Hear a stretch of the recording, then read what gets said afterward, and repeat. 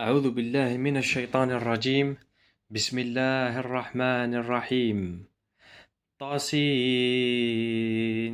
تلك آيات القرآن وكتاب مبين، هدى وبشرى للمؤمنين الذين يقيمون الصلاة ويؤتون الزكاة وهم بالآخرة هم يوقنون.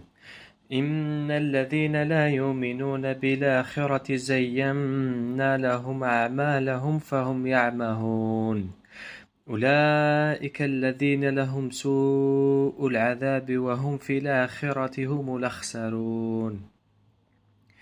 وإنك لتلقى القرآن من لدن حكيم عليم.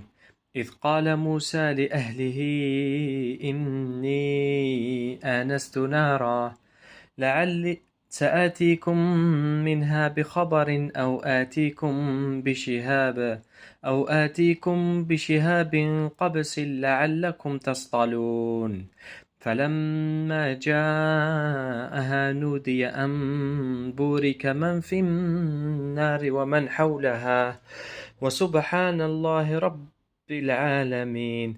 يا موسى إنه أنا الله العزيز الحكيم.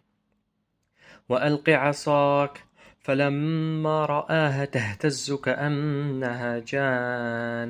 كأنها جان ولا مدبرا ولم يعقب. يا موسى لا تخف إني لا يخاف لدي المرسلون. صدق الله العظيم.